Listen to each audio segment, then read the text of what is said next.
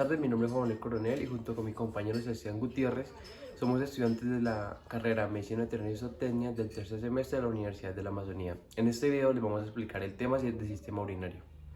Bueno, empezaremos hablando de cómo está conformado el sistema urinario. El sistema urinario está conformado por 4 partes. Empezaremos hablando sobre los riñones, que son un par que forman la orina a partir de la sangre. Luego encontramos los uréteres, que transportan la orina desde los riñones. Luego encontraremos la vejiga, que esta se encarga de almacenar la orina hasta que se vea conveniente el momento en el que se pueda expulsar. Y luego, por último, encontraremos la uretra, que es el paso de la orina al exterior. Los riñones son glándulas firmes cuyo color característico es marrón rojizo y su aspecto varía dependiendo pues de qué mamífero estemos hablando. Estos están ubicados justo abajo de la caja torácica, en las costillas específicamente, uno a cada lado de la columna vertebral.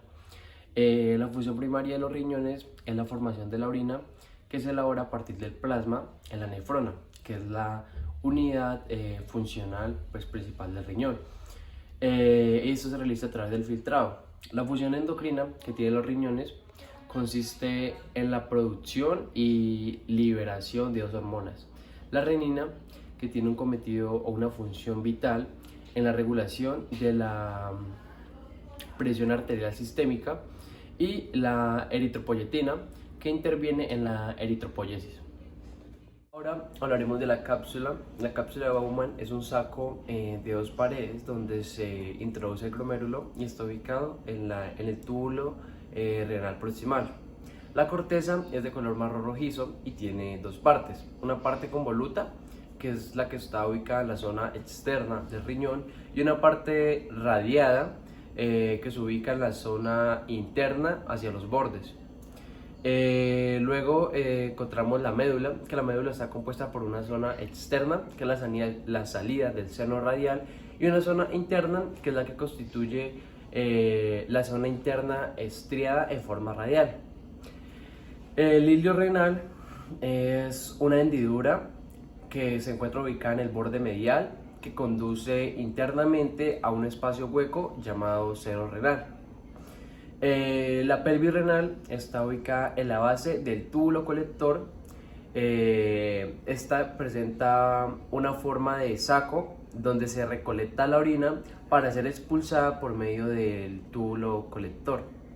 Por último tenemos al seno renal, que se ubica al comienzo de la vía excretora, que se llama uréter, y es una cavidad donde se ubica el hilo renal.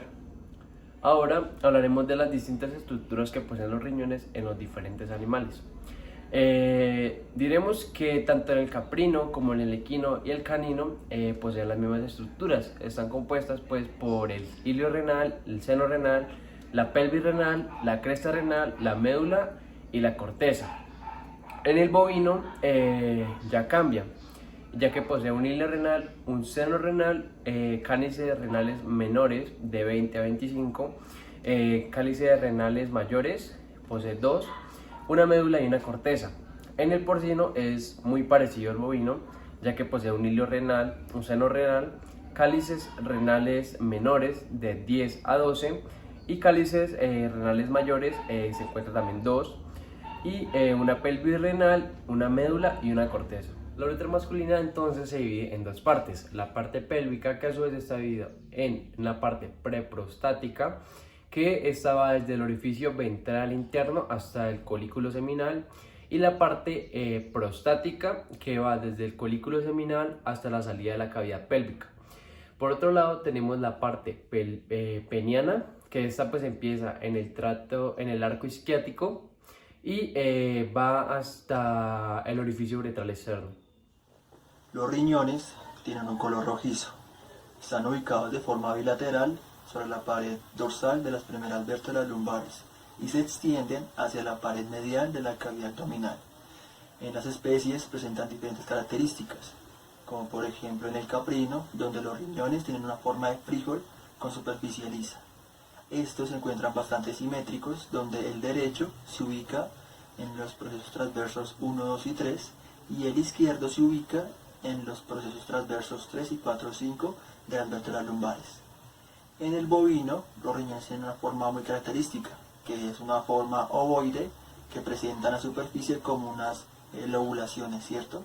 Esas lobulaciones son únicas en la especie y se ven como si fueran unas segmentaciones a simple vista, ¿cierto?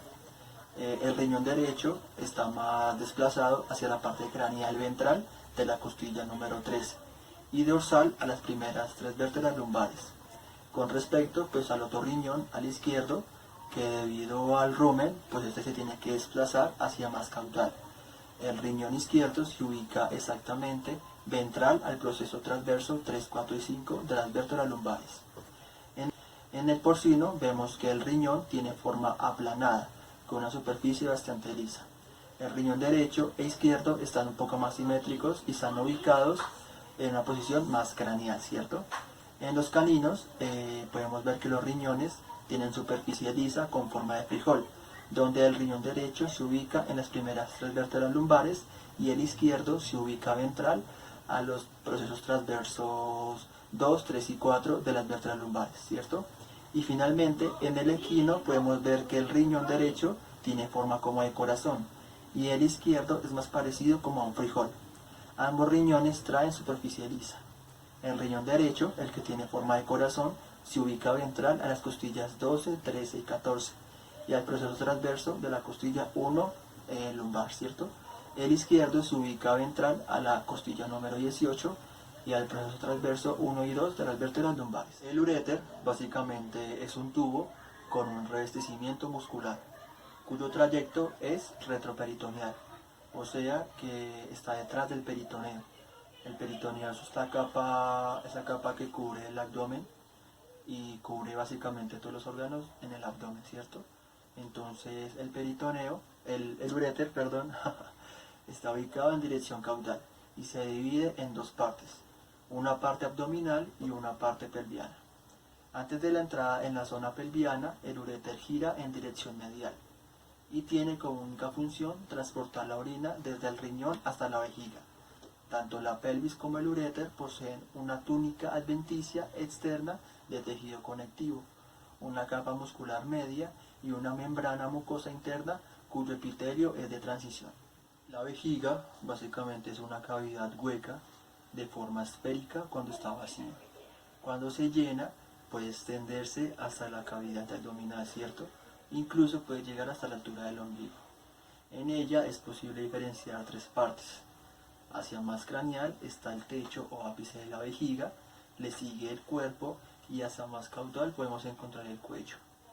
La vejiga está sostenida por dos ligamentos laterales, por donde pasa el ligamento redondo de la vejiga, formado por arterias umbilicales, y un ligamento mediano.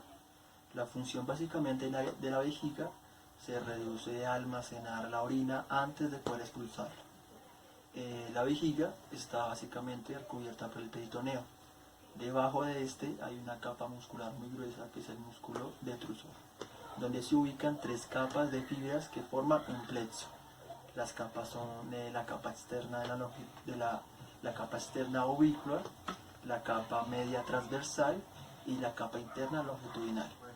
Los riñones, el uréter, la vejiga y la uretra reciben diferente aporte sanguíneo de diferentes vasos y arterias, ¿cierto?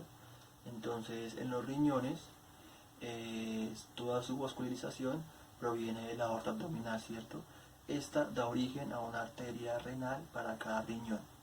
Entonces, a nivel del ilio renal, que es donde pasan y salen las arterias, vasos y capilares, se dividen las venas arterias interlobulares, denominadas arterias arqueadas.